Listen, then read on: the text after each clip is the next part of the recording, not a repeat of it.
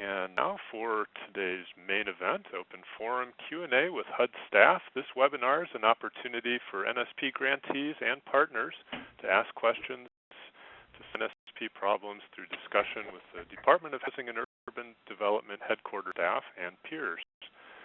NSP grantees and all NSP affiliates have the opportunity to ask your questions about such things as affordable rents, income eligibility, eligible uses, DRGR, other federal requirements, and other issues that might arise. This webinar is for all NSP grantees and their partners. And I have a slew of people with us today. Of course, the familiar voices of John Laswick and David Nagara, and others, many others, Hunter Kurtz, Ryan Ferry, Jesse Hanforth-Combe, James Yurden, Mark Mitchell, all HUD, and then also joining us from Enterprise Community Partners is Surabhi Dabir. So hello to all of you. And let's learn what's hot in NSP topics right now. And let's see, sometimes that's John, but it might be somebody else right now who would like to let us know what's hot today. No, I'm always hot about something, Ken. So today I'm hot about happy holidays to everyone.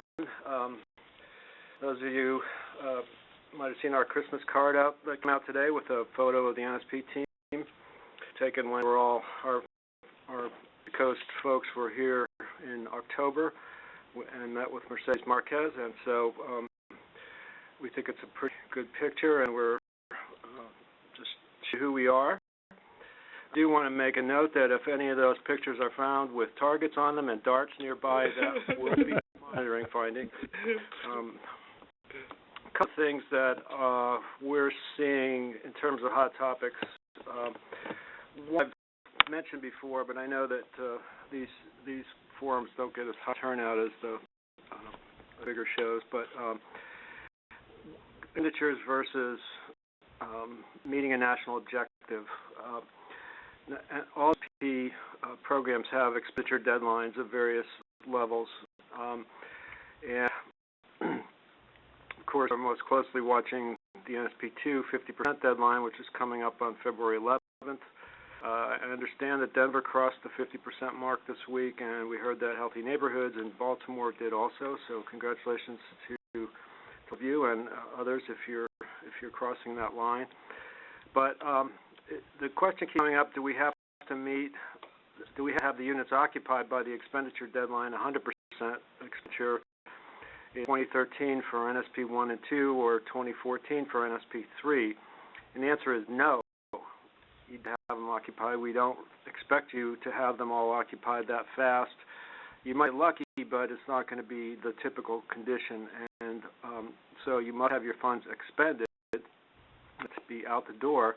But we recognize that it may take a year or more for you to get your resident place, or to sell the units, or to otherwise put a low and moderate income or middle income person into one of those units, which is you show us that you meet a national objective. So we'll shortly, I think, be coming out with a number of different guidances, including on closeouts and one on program income. What will happen is that the closeout cannot occur until you have occupied or shown that you've met a national objective for every activity that you've undertaken. So in a couple of cases, that might be area benefit, such as with some demolition. In most cases, for the housing, it's going to be a person in the housing, a family in the home, or apartment that you fixed up. And as I said, those will trail expenditures by a certain amount of time, and we will be working with you through that. So don't panic about getting everybody in and getting the whole project complete by the expenditure deadline. You do not have to do that. One to make on that, this is Jesse, is that rule for closeout, the point at which we can start closeout, applies to activities for which there are line credit grant dollars in them. If you have 100% program income funded activity, we can initiate closeout with a condition that you will eventually get the property occupied. Where closeout really looks at that line of credit. It means closeout of the line of credit, the grant. Right, and just as an example, out of the $4 billion, actually $3.92 billion in grants that we made in NSP 1 are this week up to $412 million in program income. So over 10% is already coming back through and being recycled. Oh, and that's a third thing that I'm hot about, and this is important, folks. We were looking at the expenditure figures, and noticed that the program income received in many cases is substantially higher than the program income expended. Now, there may be legitimate reasons for that to take place, such as that you have a revolving loan fund and the funds back into a segregated account. In most cases, you must spend your program income prior to drawing down additional funds from your line of credit. So you've got a $2,000 sitting there in your program income line, and you have a $50,000 payment come through. You spend $20,000 of your program income, and then you request $30,000 from your line of credit.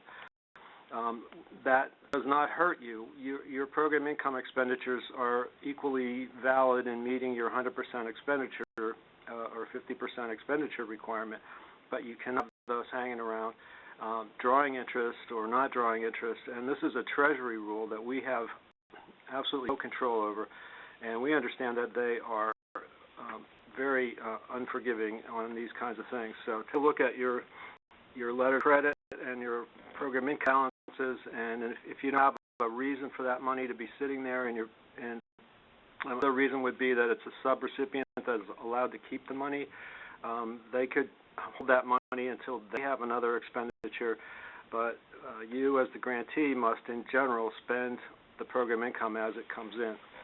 So if you have any questions on that, contact your field office or get a hold of us right in, because we don't want to see a bunch of audit findings with funds lying around. The last problem we've seen, I don't know how widespread this is, but I've seen it in one for sure, maybe two cases just in the past week, that grantees are down funds for rehab for the entire amount of a rehab project and escrowing it, and then spending it out of that rehab money from the local escrow account instead of drawing it down on a as needed basis. I understand the thinking on some of these, but there is almost no excuse for doing it that way. The only time that you can escrow funds for rehab is for what you will need for the next 10 days. So there's no way that you can that you will need the entire budget of your rehab account for a particular project, a particular activity. So now say, well, it could be a lump sum drawdown. It could be, but typically we don't count the lump sum drawdown, nor would we count the rehab escrow as expended until you are actually paying the bills out of that account anyway. So in some cases, these are done, we think, to speed up the expenditure process for NSP2 grantees. So what I'm telling you is, A, you can't do it, and B, it doesn't help you anyway. So take a look at it. If you've drawn down in excess of what you can spend for the next 10 days, you need to reimburse the balance back to your letter of credit according to Paul Webster. So if you are in that situation, please get a hold of us, because it's not helping you and it could really be hurting you. So program income, spend it. Rehab, but only when you need it. Those are the two big rules. Okay, so David, anything? Nothing in particular. David's cool today, so no hot topics. Okay, Kent, back to you. Back to me. All right. Well, in that case, let us just open up the phone lines. What questions you have? Two ways to ask them, and we'd love to hear your voice. Let's we've got a couple in there. Let's give me a second to catch up here. Okay, Saritha, I hope I got it right, asks, is an allowable use for NSP2 and NSP3 funds for a grantee to use the funds as a down payment to lease to own an apartment community for 15 or 30 years with the end result of purchasing the development? If so, is there a time limit on this lease to own? 15 years for That's a long time for a lease. 15 years for a lease is considered acquisition. It's embedded in Yeah. the 1988 preamble. So Jesse's saying that 15 years is considered to be basically a purchase. What I'm not clear about is, are you buying the entire development, in which case it wouldn't be down payment? Assistance, yeah. I mean, normally lease to own is made to an individual purchaser. So if you're talking about to an individual purchaser, to the home rules, you have 36 months to convert that owner to an owner status. We have not gone completely with that rule. We have allowed rentals for the short term that could be converted to ownership, given the market conditions. You know, I think we'd probably think about maybe 5 years. We basically just consider it rent to purchase if it's out that far is seriously imaginary. Yeah. Particularly if you're talking about an income qualified person, it's even a contract. It's very hard to believe it'll actually occur. A lot of lease purchase deals fall through. Right. So we would look at it as you're trying to purchase a rental property. What it sounds like what John said is true. We can't tell if the questioner is talking about buying whole property with multiple units.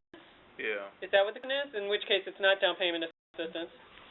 Or we're talking about one person buy into some kind of community. And she says yes. One person? No, the former, the whole. Former. Oh, okay. So it's not home ownership assistance or down payment assistance, but you can do it. It's a general acquisition with probably a write down on the principal amount. So it's an allowable use of the funds. But why would a grantee for 15 years with basically a balloon payment at the end is what it sounds like. Just set up as a seller loan with a balloon payment. Right. Well, and I think that, following what you just said, Jesse, if they want to buy it and operate it as a rental for an indefinite period and then at some point convert it to ownership or co-op or something. I just went to a groundbreaking at a co-op this morning that is going to be rental for a number of years, and then they hope they can make it back into a co-op. So what happens down the road really is not that critical to us one way or the other. What's critical is getting people, eligible families into the units, and keeping them affordable across time, no matter what the ownership form is. Right. Direction then home in NSP. Our direction is the law tells the secretary to keep the units affordable for as long as feasible, practically feasible, or something, some language. Practically feasible, yeah. Yeah. So, the point which we're not biased toward renter or owner per se. We're interested in long-term affordability. To answer your question, give us some more detail or write us through the Ask a Question space on the Sounds like an interesting website. project. I don't think there's any question you can do it. You might need to separate the short term from the long term, and we'll worry about the short term with you. And just be clear on why you're structuring it that way. There may be an easier way around it. Yeah. Next up is Leanne, and I'll unmute now, Leanne. Hello? Hello? Hi. Hello. Our question is, we have a great problem in the state of Kansas.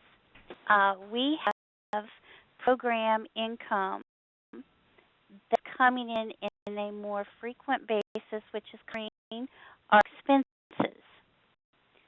My question is, when we get to September 2013, and this continues with the program income, which I really think it will, there are going to be some original program funds that was left unused.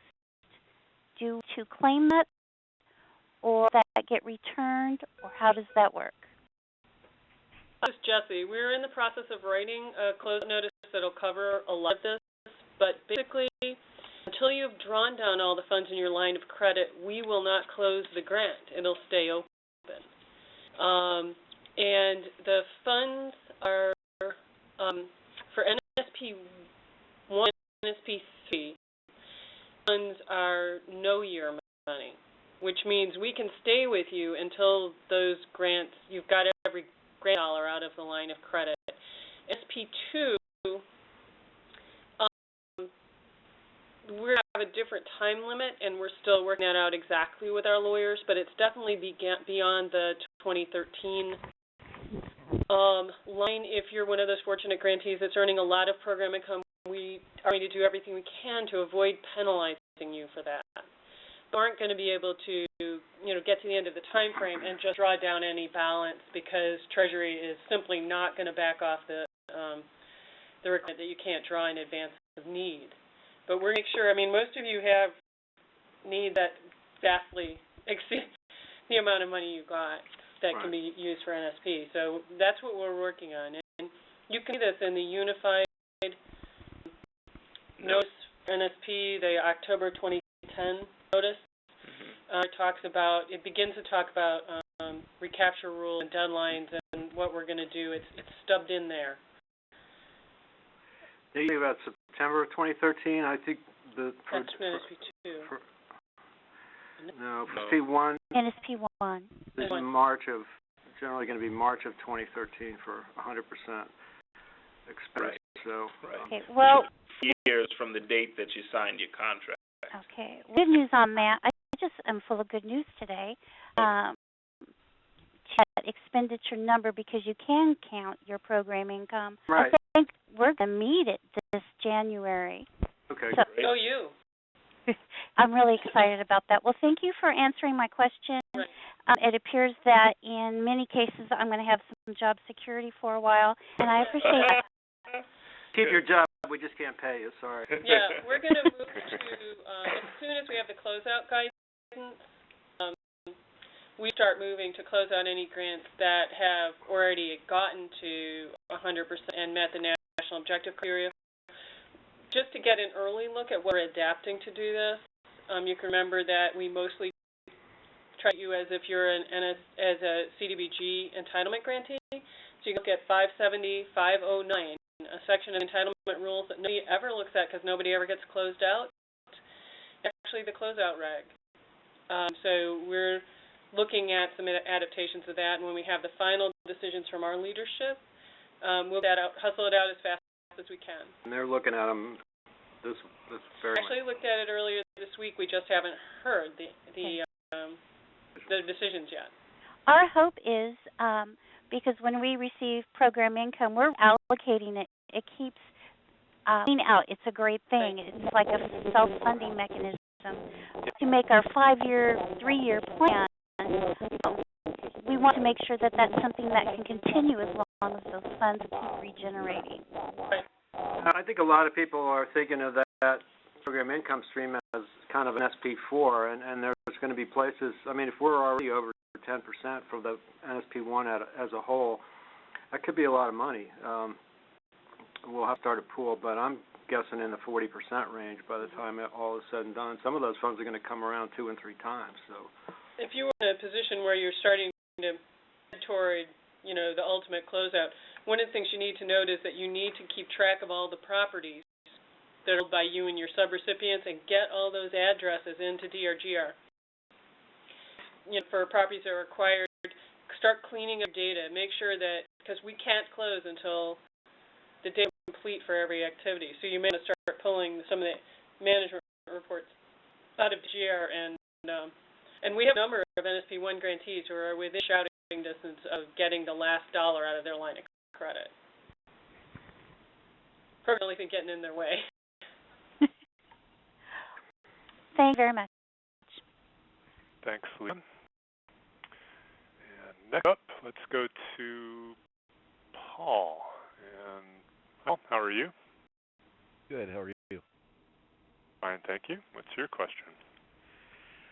I'd like to ask the panel to talk a little bit about the mechanics of an OIG audit and the relationship between the findings of the audit and how the HUD Central Office and the field staff apply the information from the audit to the grantee. Does HUD consider that audit to be a list of things that have to be addressed and corrected, or does it basically consider it to be an invoice to the grantee for repayment?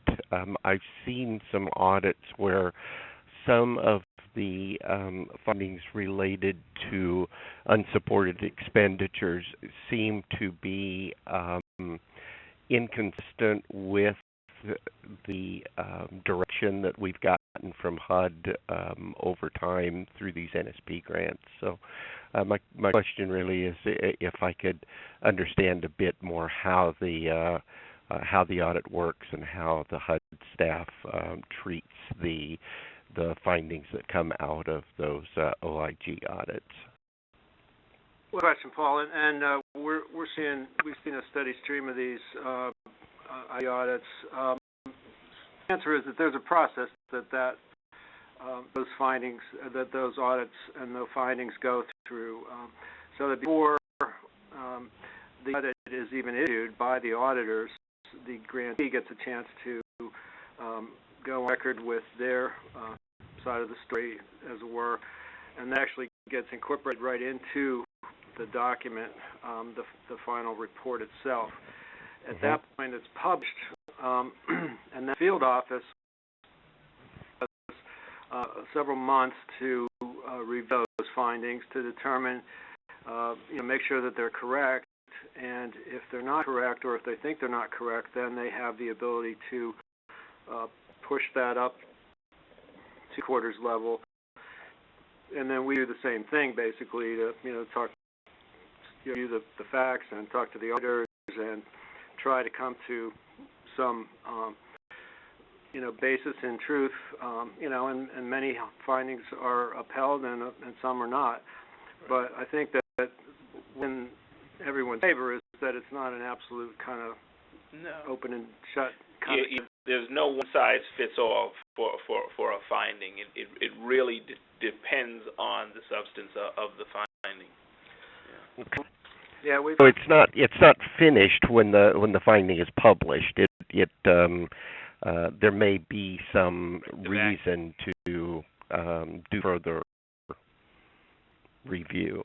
The program office at HUD office work together to determine what the most appropriate corrective action is to stop the deficiency, prevent it happening again, and mitigate any to the program, essentially. And if you fail to meet a national objective, and there's evidence of that, we're probably going to all line up in agreement. But the program rules that are more to interpret, and we'll find other paths. It may be a management problem, not an automatic recapture. Classic, of course, is if you, in regular CDBG, do new construction of housing, which is eligible in regular CDBG, but you get income-qualified people to live in the house. We won't always go for a recapture on that kind of a situation. We'll often say, well, look, you met national objective, but we need to work with management and your internal controls to keep you from doing eligible activities in the future. Okay. So we negotiate with the Inspector General on that because they're Inspector General for HUD. They aren't actually HUD. They watch over us as well. And if you see your CDBG regs at 570.910, you will see a list of corrective and remedial actions, and the principle behind that list is that they are sort of in pursuit of the goals that Jesse mentioned to stop the problem and prevent from happening again and correcting the damage, there are different steps that we can take, and so it's sort of an escalation. If something doesn't work, then we can do serious corrective action. Some of them you go right to jail, but I mean just kidding. I mean there's not anyone lately, have they? Yeah, I know. We got a couple pending though, I think. But most of them are negotiable to some extent in that they, as Jesse said, the rules are not crystal clear, or every case has its own particular facts, and so our auditors are out there trying to do a good job, but they're kind of learning the program and trying to keep up with the policy the same as everybody else. So it always end up being perfect the first time around. Okay. Thank you. Thanks, Paul. Next up, let's go to Jen. Hello, Jen. Jen there. Perhaps you've muted your own phone.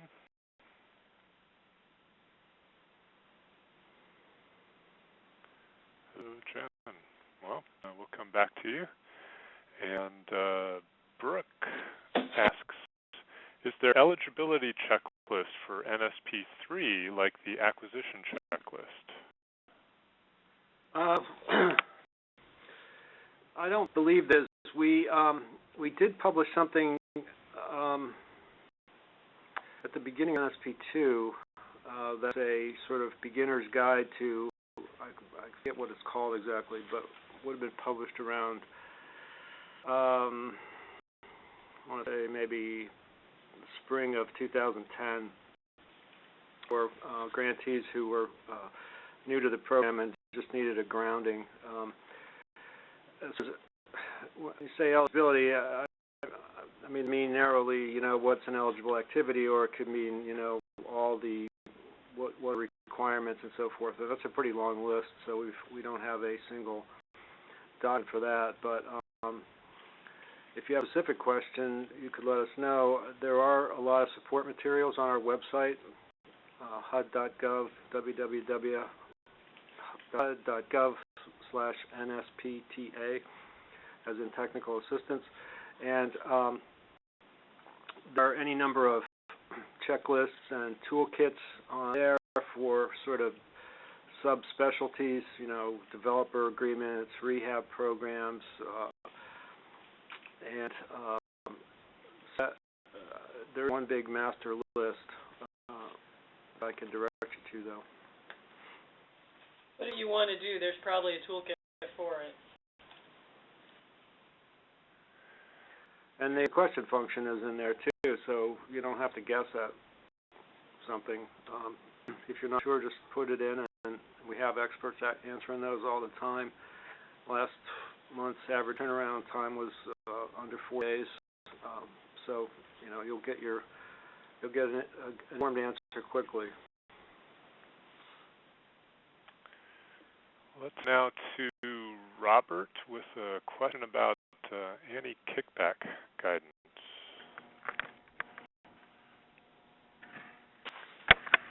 Hello, Robert. Robert, are you there?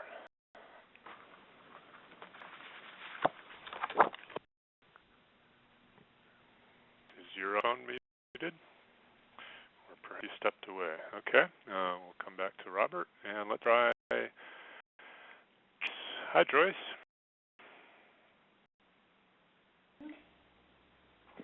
Thank you. Fine, thank you. My question is regarding the sale of the property and how to determine what is affordable for the 50% income level. I do have some possible buyers that can present cash to the closing through a gift from the family, or sale of maybe their current home. Are we still supposed to make sure that it is affordable for the 50% income level? Especially for the 50% income level in a sale program, yes. It might be a good way to do it. If they have some equity, they can pull into the home. I mean, it's just common sense that people, 40% of area median income just don't have the means to, or the back kind of cushion that somebody at 120% might have. So we typically use the industry standard is the 30% of your gross income for principal, interest, mortgage, taxes, and insurance. So that, if you calculate somebody's income and then take 30% of that, and then you can sort of back into how much mortgage that would support. That's typically how it's done. I think we have some toolkits on single-family sale programs, and we use different numbers for people under 50% of median, but I think the concern there is, do they have some sort of maybe some kind of reserve account or something, the heater goes out. I mean, my office mate just got to spend $500 for a new furnace for her house. So, when that happens, it can be pretty devastating to somebody that's living month to month. It's another reason why you want to make sure that if you are providing homes to low-income, very low-income households, that the appliances are in fairly good shape and have at least a 5 to 10 year lifespan remaining on them, so that when the homeowner gets into the house, they're not immediately confronted with repairs. Also, that the housing counseling was really serious housing counseling. People, lower your income, the more you really need to understand what you're getting into. It's an American dream to get a house. You have, there's maintenance costs. There's just a tremendous amount of discipline if your income is really borderline for maintaining a property, not just supporting the mortgage. The properties that we are going to use for the 50% income level are actually brand new homes. All of the appliances are furnished, which are also brand new. Okay. My question is, trying to set that selling price and then being able to be frugal with the grant funds, because we have a situation where we've put over around $200,000 into this new home. We have a potential buyer that her father's willing to take out money from his retirement to help her purchase this property. And according to her income, she can afford approximately $18,000 to $20,000 for this property. I mean, is it okay to go ahead and sell this property to her, single mom, 5 children? 50% off. Once in a while, it might make sense. I think it's going to be a little bit hard to justify the reasonableness of those costs if you're having to dig deep every time you put somebody into a house like that. Right. I think the programs that seem to be successful are ones where for lower income people are ones where it's an existing home and it's a sort of low price market. 1,000 is kind of pushing it, I would say. Right.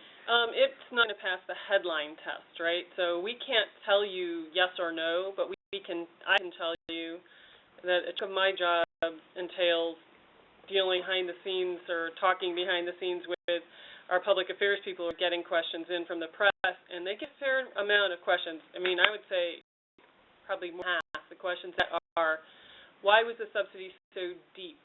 Why is this a good use of funds to put that much subsidy into a household that may not be able to maintain the property? What was your reason for that kind of a subsidy?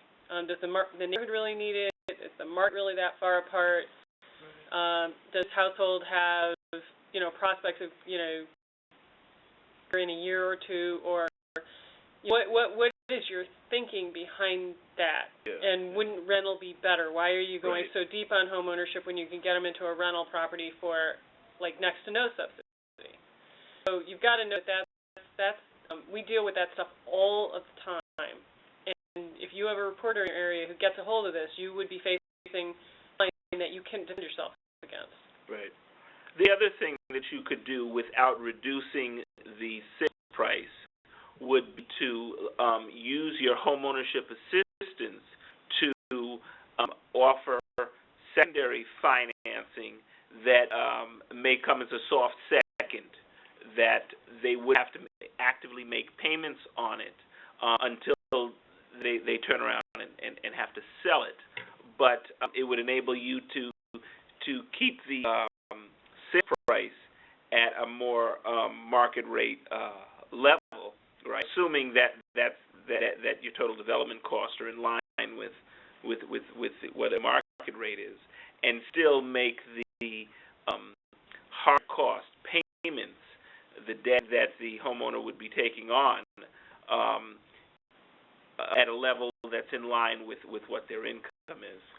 That protects you from, and you have to protect yourself in these kind of cases, however you structure it, from somebody running around and selling it, in a couple of years and getting maybe a substantial increase, a substantial piece of money. So, but also if they stay there for 15 years or 20 years, you can allow them to earn that equity, and so there's ways to kind of counteract that. But I would say that just in general, Jesse's right that the 90% discount is going to be a pretty tough headline to beat.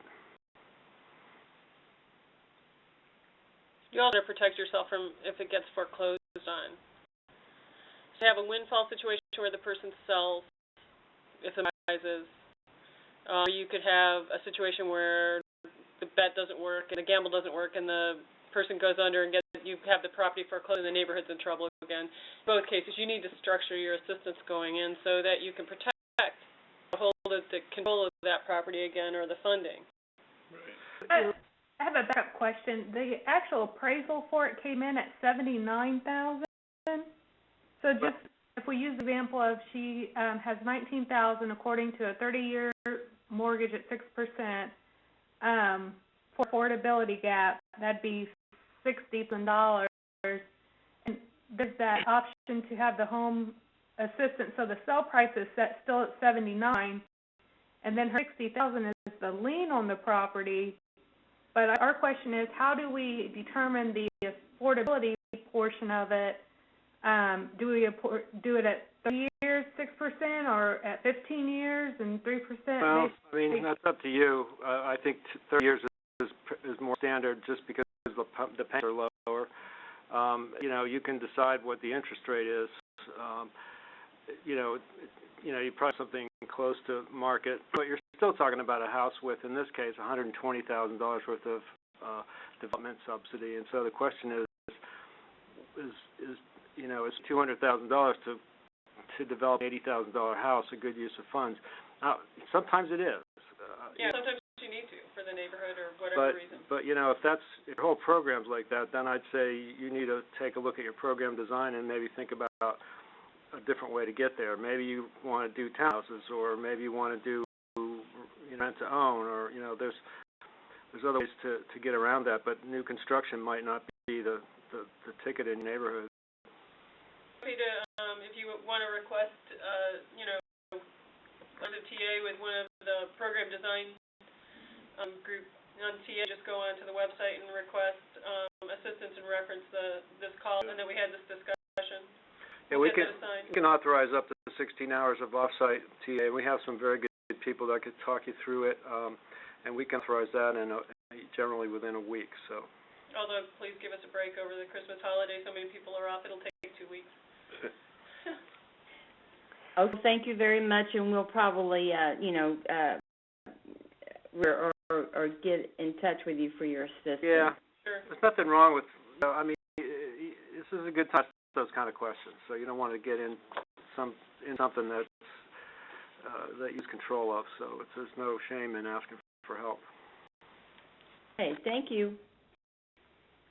Nice. And next we've got Roxanne, and let me unmute you now, Roxanne.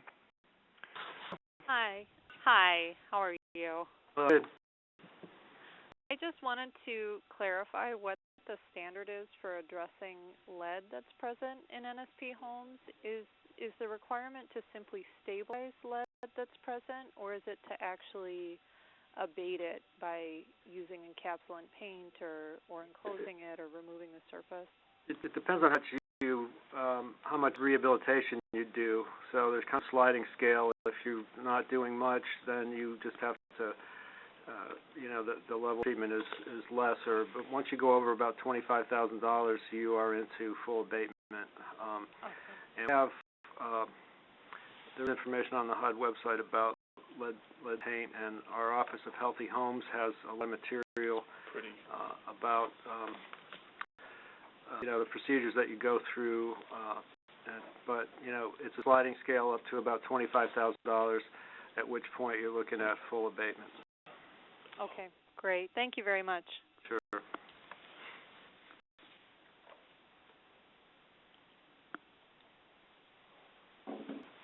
And Pia's question is, what are income/rent restrictions and reporting requirements for buyers of NSP-assisted multi-unit properties who intend to live in one unit and rent the others? Okay, so That in like Boston with the triple deckers. Yeah, duplexes and things like that. You can do that. We don't really care about tenure. Yeah. There are. I think that as I recall, you don't have to count the rental income as part of the owner's income. Typically, that sort of nets out anyway. You need probably to qualify for a mortgage, though. Yeah, for the mortgage, but as far as it doesn't count against your income for National objectives. No. low and moderate income status. Two different households, typically. Yeah. So there's a book that is available. There's a link website on it's the Home Programs Guide to Income Qualification. I don't know the exact name of it, and it's a purple book, but you won't be able to see that on the internet either. But I think you look for income limits. If you look for income limits, you'll find a link to this. It's probably a 100-page thing that takes you to every conceivable variation on income, and so that they address this question of a tenant. As far as meeting a national objective goes, if you have one person that meets the income requirements in a two-unit property, that property meets the requirements, and so the second family doesn't necessarily have to, like the renter family in this case, would not have to meet income guidelines to occupy the unit.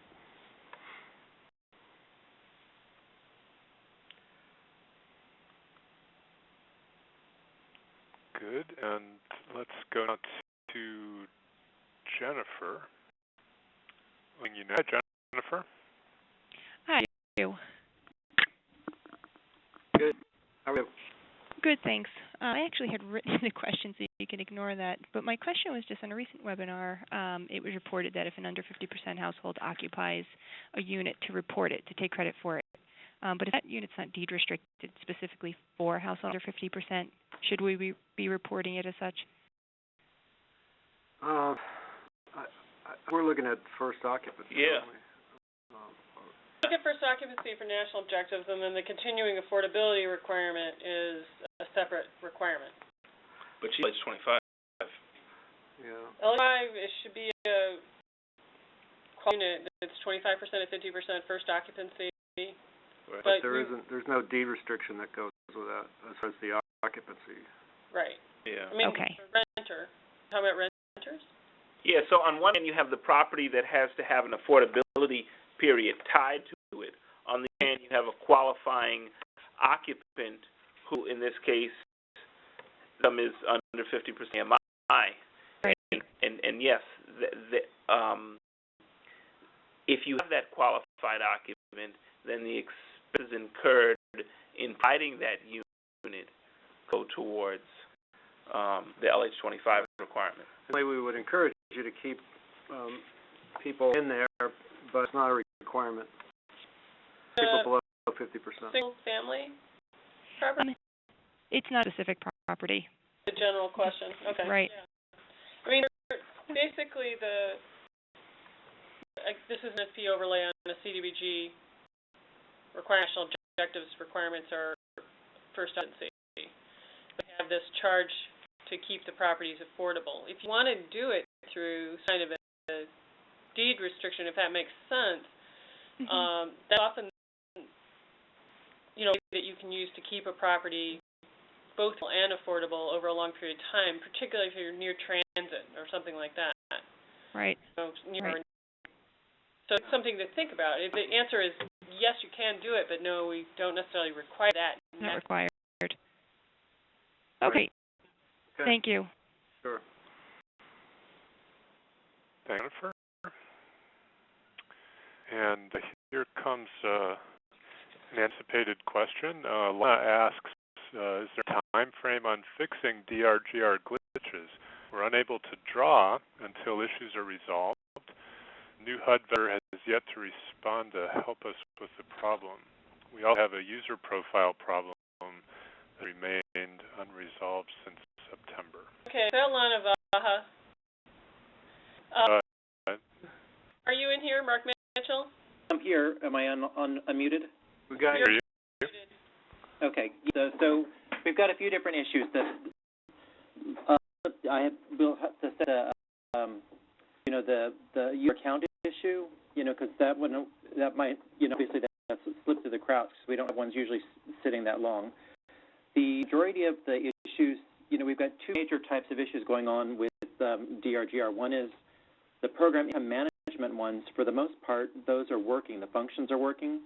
Lona, I'm sending you an email, but you're going to have to send me the activity number. She's having a problem with an activity budget update. But for the most part, a lot of the program income management functions are working in terms of setting up program income accounts. It's just a lot of work. So we've got a lot of other miscellaneous issues. I've posted stuff on the top of the news page of what the majority of those are, when log into DRGR. And right now we're in the middle of testing, fixes for the release.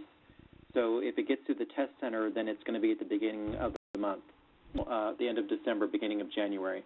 But again, most of the program income management, it's a matter of setting up accounts. And then I'll try to work with you individually, on the budget issues you're having.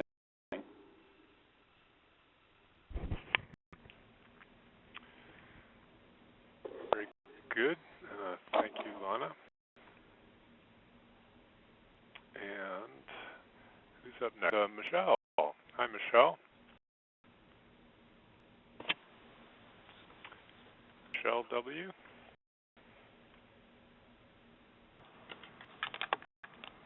My question is, I'm wondering if there are any scenarios in which an asset management fee can be paid for with NSP funds. We could hear you. Yeah, could you get a little closer to the phone, Michelle, please? Oh, how about that better? Yeah, thanks. Are there any scenarios in which an asset management fee can be paid for with NSP?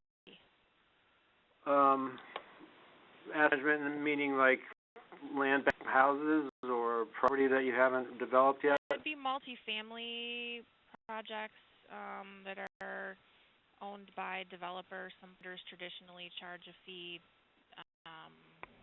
Investors charge them sometimes. I'm asking primarily in the multifamily context. Right. So these are properties owned and managed by developers. These are projects to which you have already committed NSP funds in some form? Yes. Okay, and Managing the asset before development is complete, after development is complete. After. Asset management fees after development is complete, you typically don't charge that cost to NSP. You would build that into your pro forma for your property for your running costs for property financing, and look at it over time. If you need to establish a reserve up front, an operating reserve, to get you through your lease-up period and your commission period so the building is running properly, then it should be able to pay its own way. We're not going to be like HUD multifamily in the business of paying or public housing of an asset management fee for these properties. But there is some provision if you need to get on your feet during the lease-up period to have a reserve, and we can get EA and talk you through that. But a building should be throwing off its own enough income so it can afford whatever it needs in terms of a property manager or an asset manager. Okay. That make sense? Is this during lease-up period then, basically, or? No, it's ongoing. Yeah. If the deportable you go, the more likely this kind of question should come up. And you really need to do, and we can also help with this, is to collaborate with somebody who's walking around with tenant-based rental assistance in some form. Or you may want to go deeper on front-end subsidy so that the party has as little debt as possible, because this is going to happen every time you go below about 35 to 40% of median income for your client base. You can't have NSP in there alone or NSP in private. You're going to have to find some other way to get a long-term subsidy in there. NSP just isn't that long-term subsidy program.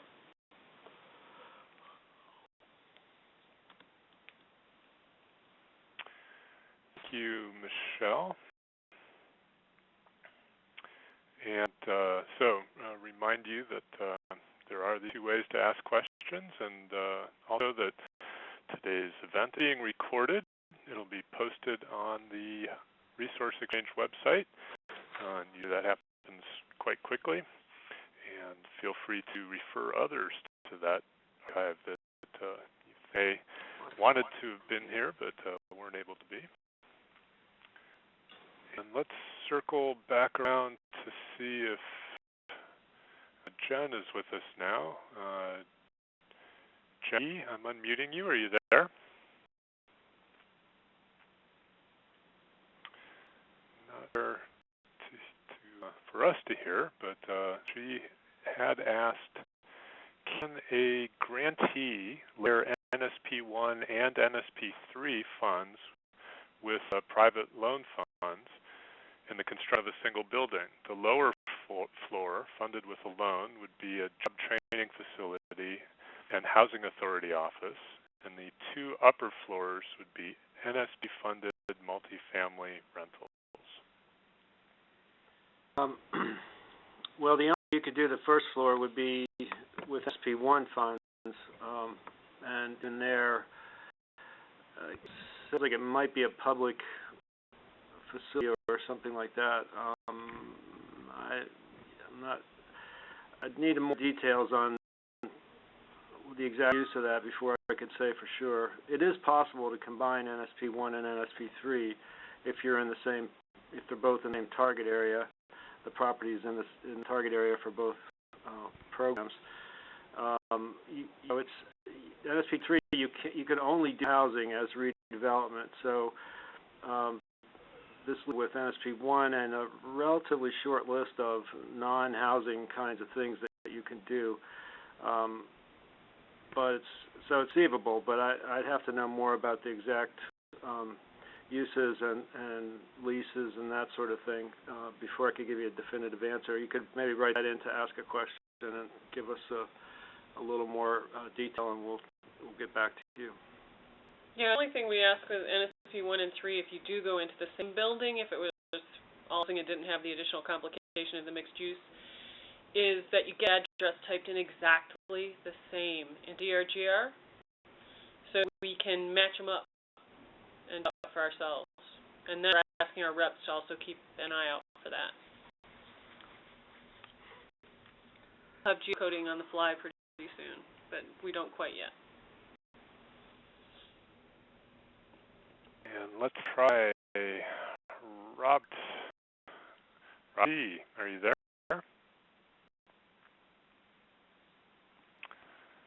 Apparently still not, but his question is finding the Copeland anti-kickback guidance confusing in a homeownership new construction project in which the grantee is providing over $200,000 to the development.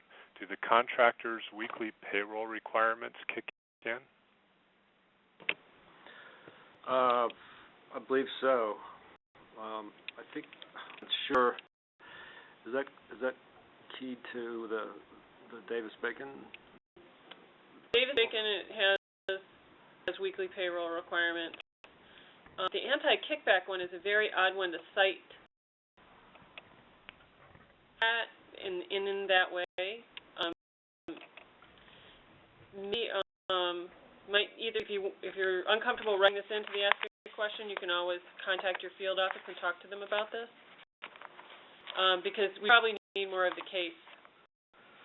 Yeah, I mean, to give you the answer. There's what's called labor standards is really kind of a package that most people know of. Davis-Bacon as one of them. Then there's the Copeland, and there's the contract work hours and safety standards, and I honestly am not that familiar with the, let's see. All right, so I looked it up. 570-603 says that the Work Hours and Safety Standards Act applies if the property is not less than 8 units. Same trigger as Davis-Bacon, I think, for that one. Let's see about Copeland. I mean, Copeland is something that keeps contractors from, extorting money from their employees for, I'll get this job if you give me 20% of your salary back because you're getting a Davis-Bacon salary. So they kind of gather. But if you would care to, so write in, we have a really excellent labor person here in Washington, Jade Banks, who does this stuff called and could give you the more precise answer.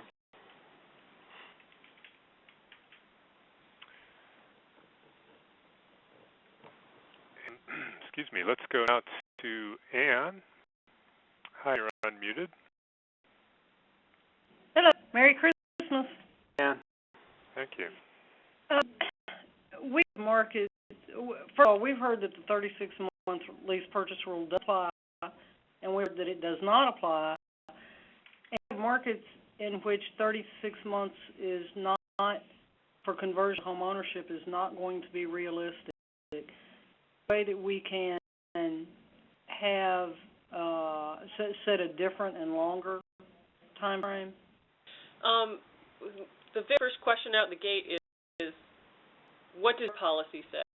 Because requirements where NSP has adopted home requirements, in cases, using them as a safe harbor.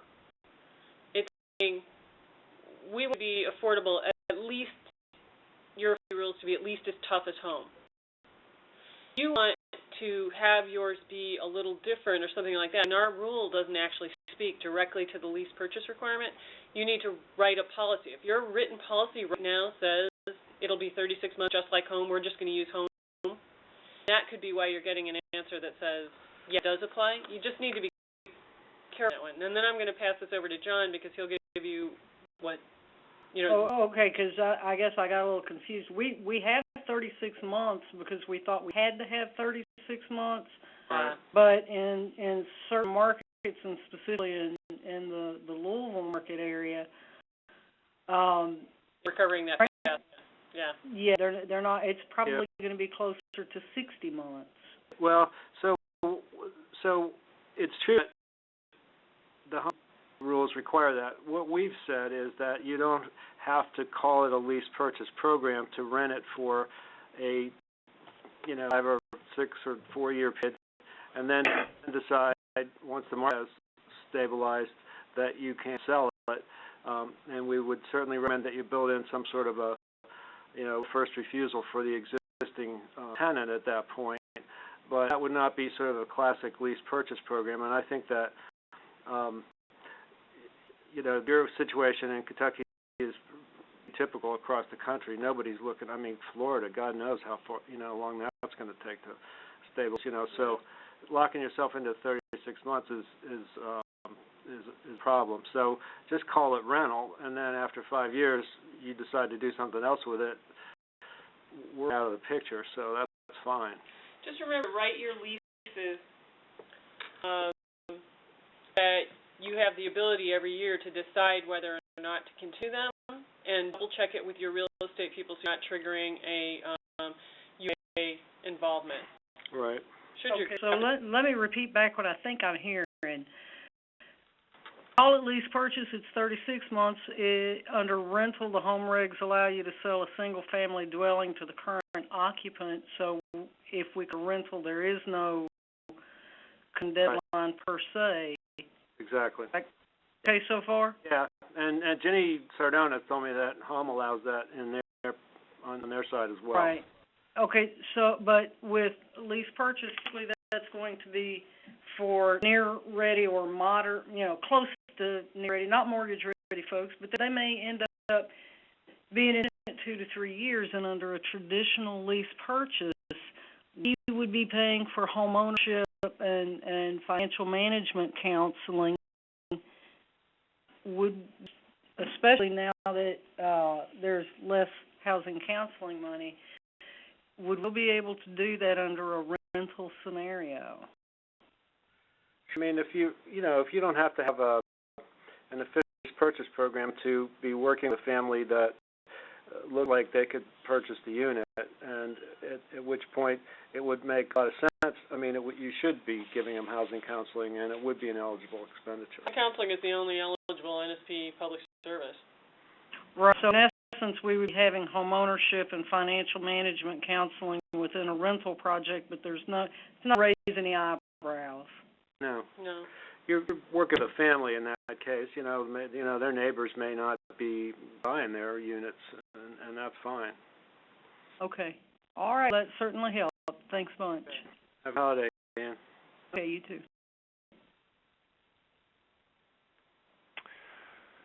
We've got a little more information from Jen on the multifamily structure that would have other things on the first floor. She says she is waiting. She had submitted something, is waiting to hear back more specifically. But lower floor would be paid for with private non-NSP funds. It's only upper floors, the housing floors, that would be NSP funded. That's fine. You just have to keep your cost accounting straight. The commercial space is going to have a little different cost per square foot, but your contractor should be able to give you that. And you've only got the NSP money, and you've got NSP1 and NSP3 in the residential. If it's the same, if the project is in both target areas for each program, you should find. The reg citation, if you want to look at it, is there's special policies governing facilities at 570.200 of the CDG rule, 570.200. The very first special policy is facility containing both eligible and ineligible uses. It talks about public facilities, but it can be used in this sort of situation where you have a public facility with housing above it. Same policy by analogy. It's a CDBG policy carrying through again. I mean, it wouldn't even have to be a public facility if you're not using our money to pay for it. Right. So that sounds pretty straight ahead. Just allocate the costs properly. Right. Would be good. And let's go to Jennifer, who has her hand up. Hi, Jennifer. I have one more question in regards to DRGR and reporting program income. We're a grantee with numerous sub-grantees, each with various activities. If, for example, a grantee acquires program income acquisition, but yet doesn't have an additional use for it and decides at a later, maybe 4 or 6 months down the road, they would like to expend it in rehab, is there a proper way to report or show we're reporting the PI in the activity that generated it, but then we'll be moving it to a different activity? Receipt to the activity that generated it. Right. It'll go to the general pool unless you have walled it off to that subrecipient. Are they reusing it for other activities that whoever you fund it to? Yes. Yeah. Created any program income accounts yet? We've created a couple, yes. Yeah. So it'll, like Jesse's saying, it'll pull it off so the draws from that subrecipient force you to spend the program income first on any of their activities. Right. So we've created an account, and we're putting specific program income, let's say, in their acquisition activity. They tell us that they're actually spend it in rehab. Move it between the activities?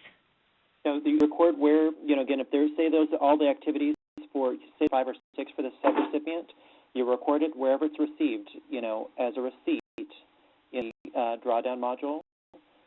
And whatever activity it's spent on from that subrecipient, you record it in the drawdown module as a voucher, as a program income voucher. So they can, it can come in on one activity and go out on another. Okay. But you get the responsible organization nailed down in the receipt pool, isn't it right, Mark? It's called the program income account now. Yeah. Right. Sorry. Yeah. So that's what you basically I would do. The first steps I would say is make sure you've got your organization's any funding agreement that allows them to retain it. Go through in that drawdown module, create as many of those program income accounts as you can.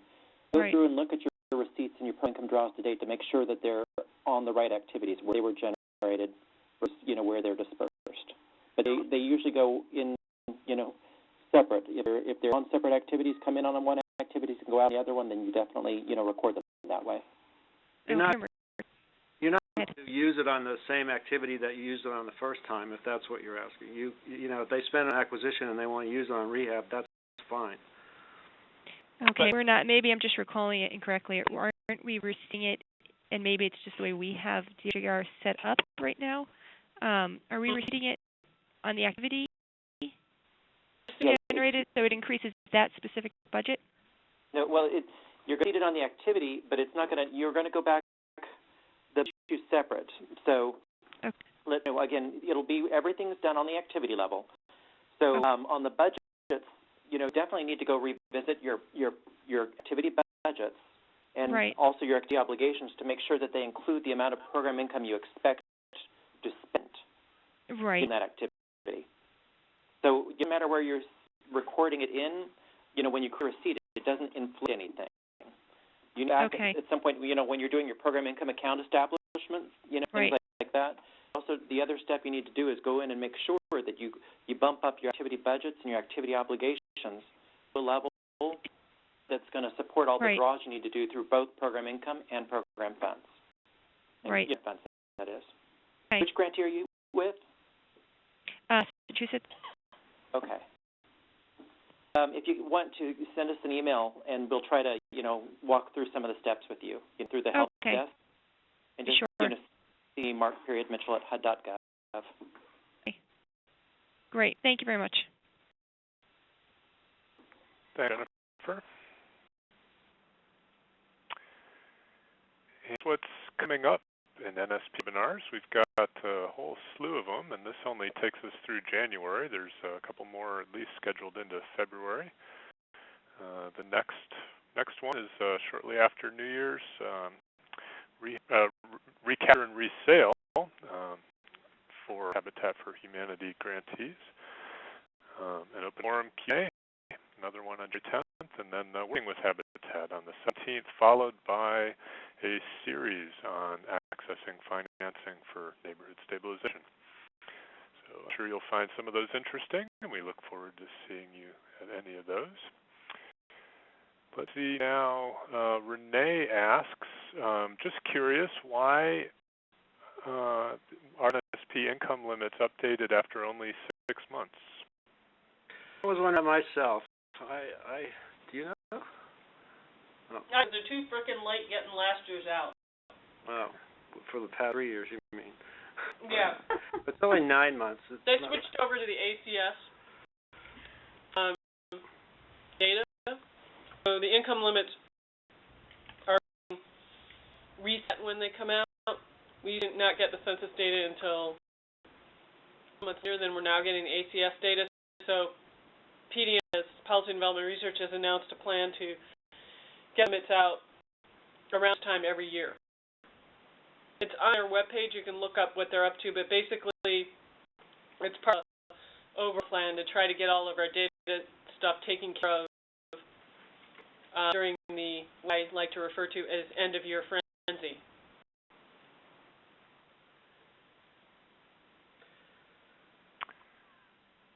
Good. At the moment, I see no more questions. And I wonder if anyone on the panel has anything else to add?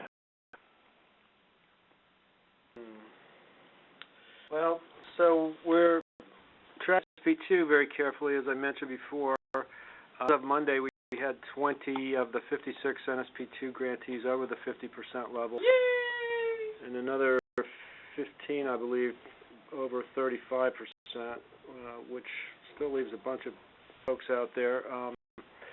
Maybe it's a little higher than that, but we're seeing some blocks of bigger draws coming in, and so I hope that's good news. This week's draw overall was about 1.02%, which is just under what we need to get to 50% in the aggregate. However, that doesn't mean that everybody's off the hook just because we spent money overall. And so individual grantees are working furiously, I know, trying to complete their programs. We have technical assistance for just about every place that everybody's having a problem. So if you are still worried or you're still having a problem getting to that level, hold of your field office, your NSP specialist, or your CPD rep, or contact us here in headquarters if there's something that we can help you break loose, because we're probably running out of minutes in which that's going to be able to make a difference. The notice that Jessie referred to that she has been putting together for a couple of months now will deal with the policies for that the 50%, if somebody doesn't make 50%. Like NSP1's obligation deadline, there will be a 30-day period in which you can update your books to show us that you made an expenditure before the deadline, but just perhaps didn't get it recorded. After that point, we'll look and see where everybody is standing and take from there. So, and it gets us to in 1 year to spend the other half of your money. So hopefully, in real estate fashion, you'll be spending more the farther you go into the program. But we will continue to provide technical assistance where required. We are also in the process of reviewing the final stages of reviewing technical assistance applications for the most recent round of TA money, a $20 million allocation that came in with the NSP3 funds through Dodd-Frank, and we expect to be making announcements in the next few weeks, I would say, to open it up to some of the new grantees. There's 60 technically folks. Some of them have had NSP funds before through another entity.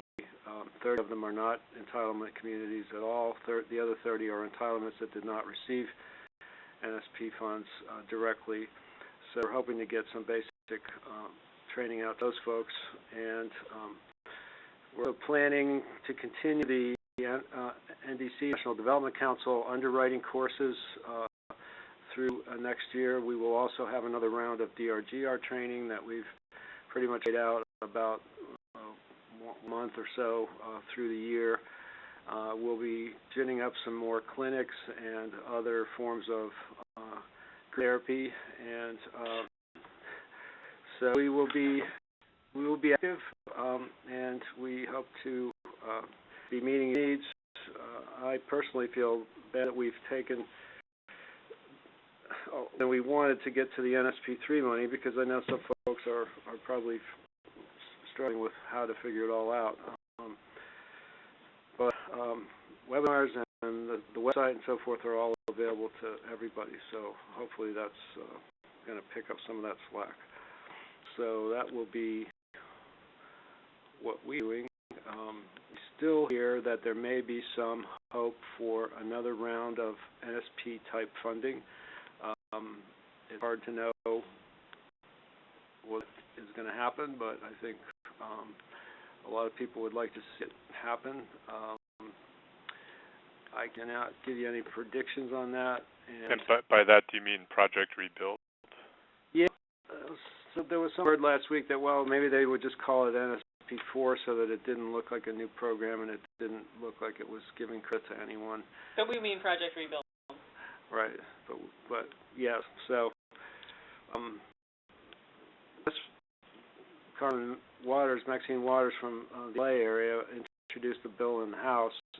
There was supposed to have been a bill in the Senate, but I don't, as far as I know, that has not happened yet.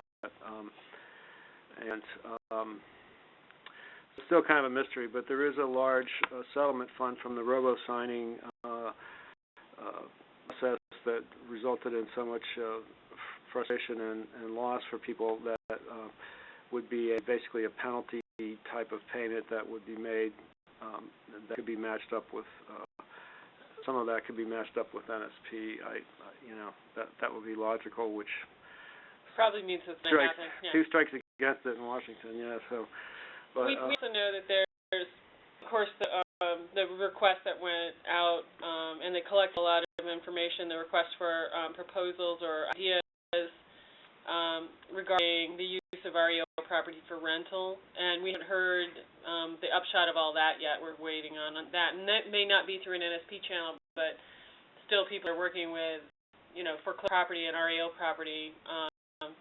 Grantees may have an interest in following that. That's I know there's HUD people on that panel. I haven't heard that they've reported out yet. Right. I think they are still talking. It does remind me that I talked to Craig Nickerson last week from the National Community Stabilization Trust. They have now taken over the HUD side, the FHA side of the First Look program, which had been split into two separate processes. And they are very good press with that, and seem to have worked out the glitches and seem to be making that functional where it wasn't too exciting before. So you not only have one system instead of two, but you have the one that you have is probably more feasible. So I urge you, if you stayed away from First Look because it was mostly FHA in your neighborhood, you'd probably take a look at it again, because I think it's a lot easier to use. Do you have a couple more questions that came in?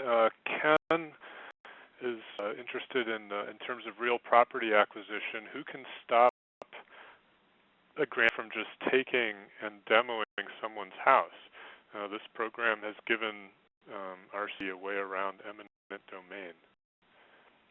Well, really talk about it in our rules, but you have to have the authority to do that. It's not an eminent domain thing in most cases. It's a different police power to ensure that the buildings are healthy and safe and habitable.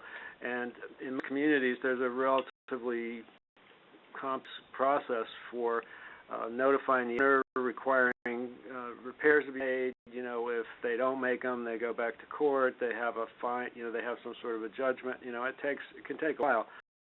So, just because you can do demolition in NSP doesn't mean you can do it willy-nilly. You have to have the authority to do it. Now, if you buy a house and tear it down, then you have that authority. If you're trying to demolish a property that is privately owned and will remain privately owned, then, in my experience, you're looking at a reasonably lengthy procedure for ensuring that you have the legality to do that. Remember, eminent domain is in the Constitution, so it's not. It says that governments can't take property without due process, but it leaves the implementation of that due process to the local governments, because it doesn't, or to the states, because it doesn't assign that, giving the writing rules for that to Congress, and that's the way the Constitution works. So it's got to be a local rule, and if your grantee has rules that violate the constitutional, then that's the lawyers. It should, if they're, sometimes it might look like somebody swooping in and doing that if you haven't been able to see what's happening. You may be no change to the property, but there could have been inspectors coming in and out of there a number of times. There could be legal proceedings, and in fact, they may have the legal authority. But certainly, we would warn you not just to go out and tear down houses because they're unsafe. You're really running into dangerous territory there.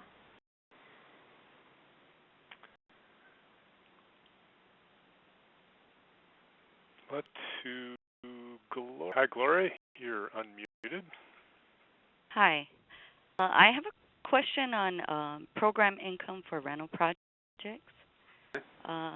Okay. In calculating the NOI, are monthly deposits to replacement or operating reserves allowed, or is it only if the mortgage lender requires it?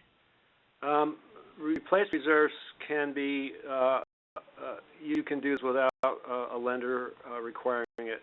At the current time, the only way to establish an operating reserve is to do it with the lender requiring it. We're trying to loosen that up a little bit, but it's proven to be more difficult than we thought. Okay, but replacement reserves are allowed? Fine, yeah. There's times required, like in the state of Maryland, it's required. Okay. Okay, have that here. But is there any guidance in terms of the reasonable amount? Well, let me back up a second, because what we don't allow is the establishment of operating deficit reserves up front. You can fund those out of operating income. You don't need our permission for. The amount really should be decided based on the kinds of equipment that you have, the useful life of your various building components. You know, I mean, my apartment has this page checklist of things that we try to set aside funds for. I don't know if we go through all 3 pages of it, but you know, the stuff that goes quickest, like refrigerators and stoves and you know, maybe a roof or that sort of stuff, you know, that you can anticipate. And you look, you know, you sort of say, well, in year 5, you know, we might have to replace half of our refrigerators, and in year 8, you know, another half, and you know, kind of rough something out like that, and then it's back into what sort of a monthly allocation you might want to start setting aside to meet those expenses when they come up. It's also possible. I live in a more complicated condo building that has it was a gut rehab of an old building, so it has brick all around the outside that needs to be repainting, and we also added a green roof, so it's a complicated building, and we weren't able to calculate that ourselves. We hired an engineering firm to do a reserve study, and we've had it updated once in like 7 years after the first one, and they helped us calculate exactly how much we to set aside, and then the managers and the board figured out, you know, how to allocate that across time, you know, what were the most likely things, how would we deal with that, and set up a maintenance plan. A reserve study can be very useful for a larger project. Ours is 70 units, and so I would say probably from like 50 and up, you would want the reserve study route at least once. Okay, good. It's done by the developer as part of construction, but I haven't ever seen that done. I've just been told that. Okay. We just to clarify whether or not, you know, it would be allowed to be taken from the gross income, and then, you know, then the end result, the NOI, would be the program income. Right. Okay. Well, right. Then you got to pay debt service out of it, so. There's none. Yeah. Oh, lucky. Okay. Okay, great. Thank you. Thanks, Ray. And Shantae in North Little Rock says, or wonders if we are permitted to provide down payment assistance in addition to a buy down and paying closing costs on homes that we sell. Yes. You know, it's a balance. I mean, David was kind of mentioning before that you might not want to, you know, the market value and the total development cost. You might want to, you know, consider the sale price to be, you know, close to par. But then you provide down payment assistance and or reduction in principal. It all really kind of comes down to the same thing. It's all ownership assistance, and the only piece with a real limitation is that if you're supplying it as payment assistance per se, you can only pay 50% of the down payment with the NSP or CDBG funds. And I think, even if you've got let's say a mortgage and 50% of the other 50% of the down payment is 1.75%, that it's probably a good policy to have people have some cash in the project, just to make sure that they are committed to it. So there's a limit, say, to either, except for the 50%, there isn't a limit to that, or to the amount of homeownership assistance, principal reduction, interest reduction, closing costs, initial mortgage insurance premiums. One of our first policy alerts is called acquisition and rehab. The original date was, I think, late 2009, but it might have been updated. But there's a pretty detailed description of how all this sort of is together. And so if you can find it under policy alerts on the website, if that doesn't answer all your questions, call us or write us, and we'll try to answer the rest of them.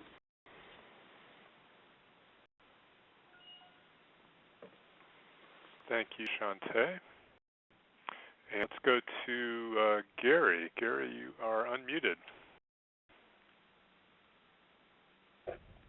You unmute me?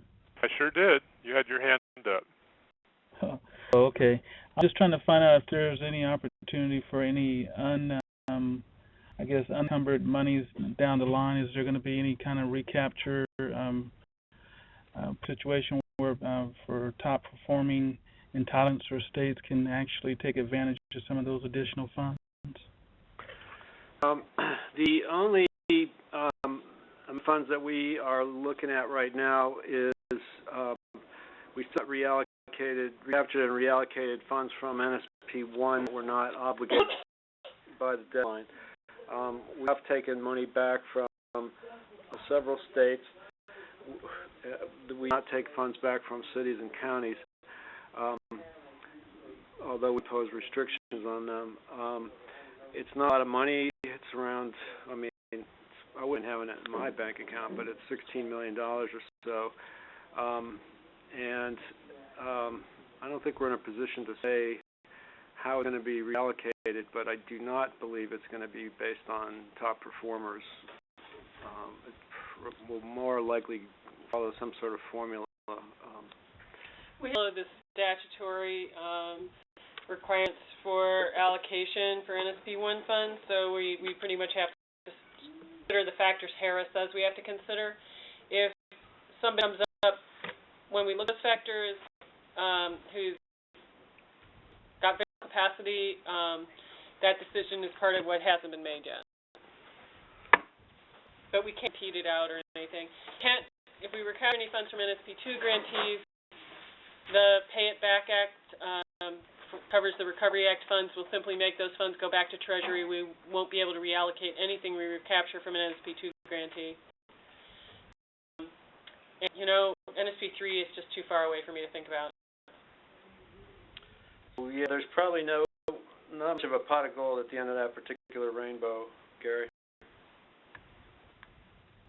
All right, thank you. All right. Larry? But I would the communities who, have a decent program income that they can look at to start thinking about ways to leverage that with private financing. I think that we've now gone through the sort of basics phase of NSP, and I think a lot of communities are getting quite sophisticated in how they look at and use those dollars coming back to them. So that might be a more something that you can control, and that's something that you can use as a way to attract other financing to improve the impact of your program.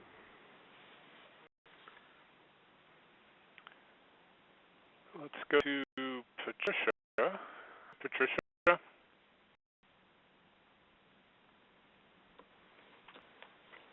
comment about FHA? Hello? Hi. Hi, I didn't know I was on. I just was typing it in, but I didn't realize I had raised my hand. Well, we love to hear your voice, so go ahead. Well, you were just indicating something about homeownership assistance and possibly the cap of 50% might apply, but otherwise it doesn't. And we just received information about 2 or 3 days ago from Wells Fargo indicating that they can't do any of our FHA loans because we are the seller and are furnishing all of the assistance for the loan. In other words, our people have to bring in $500, and right. That's it. Excuse me. That's a rule that somebody was asking me about that just recently. This is something specially designed in the Housing and Economic Recovery Act for FHA, and prohibits sellers from making continuing to down payments. And it was written in a way. It's there because of some abuses in one particular location. We have a policy alert out on this that's from, I believe, around March of 2010. They're reading that, and that's what they're telling us. That's what they're using against us because they have nothing from FHA at all regarding that issue, but they're reading the policy alert. I can read it, and I can see it both ways. It's very confusing. They're reading that and the Q&A, and I had pulled up that. I also pulled up the rule itself from the change to the FHA rule, and talks about the seller being benefiting from it, which obviously we don't on an NSP deal, but they're actually shutting us down and saying that we can't do it. And of course, our borrowers do not have 3.5%. They don't have 1.5%. They don't have anything. We have basically, shut down, and our local office is telling us also that is correct, that the interpretation that Wells Fargo has is correct. Yeah. Well, in policy, you probably saw that we tried to create a little bit of an opportunity to, I think the way it works is that you can transfer the property to, let's say, a nonprofit to sell it. But that's creating a straw buyer. That's creating, transferring it. We transfer it to. We have one nonprofit here. We transfer it to Habitat, and they sell it to the people, and then how bogus is that? Well, I understand what you're saying. However, our FHA folks were very certain that they couldn't get around it any other way. So, well, if you read the regulations, it says in general they have to supply the 3.5. The in general is there, so that's part of that. And then at the end where it's talking about the seller, it's talking about a seller or nonprofit or whatever it is that benefits financially from this transaction. Well, we're not benefiting from the transaction as the seller. Maybe the program is benefiting, but in most cases, even the program is being hit by that because what we spend on an NSP house is not going to benefit the city or the program. All right. I really don't disagree with you, but we fought that as far as we could, and if it's just not workable for you to do it through a nonprofit, then we're kind of options as far as what we could recommend. I know that it's not the same thing as increasing the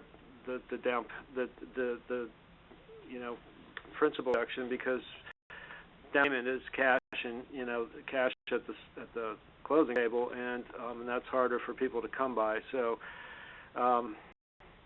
but the way FAA attorneys looked at it, they said, well, we're just not comfortable reading this any more liberally. I think there was a whole law about, I forget what it's called now, but that mortgage companies had to go through training and certification and so forth, and for public agencies it really didn't seem to make sense. I think we're actually making a little bit of progress on that one, but I just don't. I don't know what else to tell you. I'm sorry, Patricia. I can see you benefiting because you get the sales proceeds. It's a very different outlook from ours. What it's going to do is just shut down our program because these people, you can't go conventional anymore. There's no PMI. They have to have a 700 credit score, which none of our borrowers have. So basically, we have houses out there that we're buying that we can't sell. Actually, that we can't sell. Right. Well, I mean, I think other communities have, tried to generate their own loan pools. For example, there's a couple there that are doing that through loan loss reserves. There are some other, I don't think you should have to go that route either. But that's where these cross-cutting kinds of requirements are pushing us. We're already riding on top of CDBG, and the fit there isn't always perfect. And then when you bring in FHA with a completely different set of priorities and procedures, it's been very difficult. But you want to call in for some, write in and request some technical assistance, and we do have some very good financial people who might be able to help you think through some other alternatives. Certainly don't want you to shut your program down. Okay, thank you. All right, good luck. Ken, one thing that Tricia talked about FHA, one thing that I was reminded is that those of you who follow FHA rules may know that their anti-flipping provision, the rule that prevented people from buying and flipping houses within a certain period of time, and they have created a waiver for NSP for the last couple of years. The current waiver is expiring fairly soon.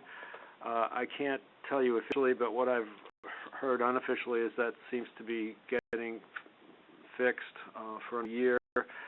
So if you're worried about the anti-flipping rule, worry something else.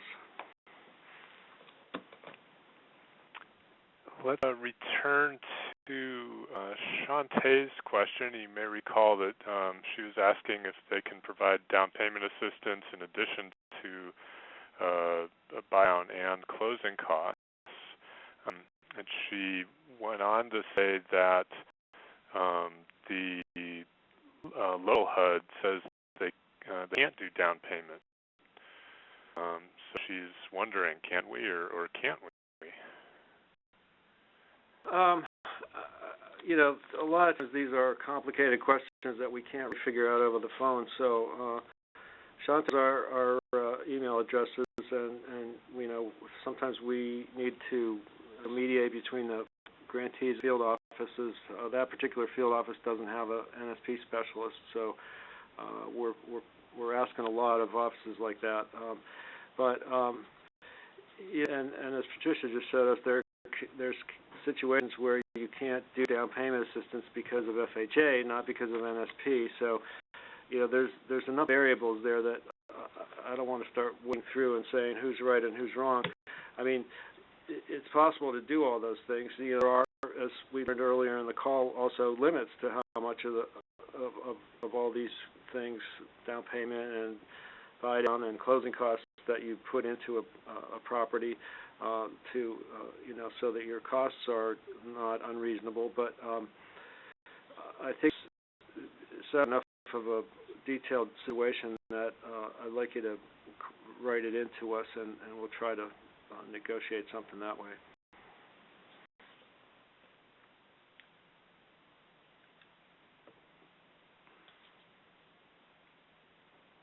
Okay. I hope that's Shantae. And at the moment, I see no other questions. I could change at any moment.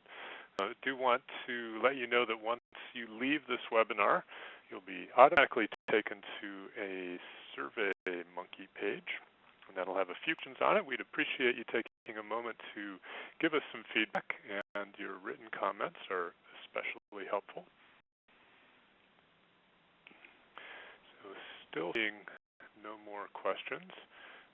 Sounds like we should probably draw to a close. So thanks to all you panelists, lots of you today, and appreciate your instant help in answering the questions. And thanks to all of you for attending. And we look forward to seeing you soon on another NSP webinar. Take care, everyone.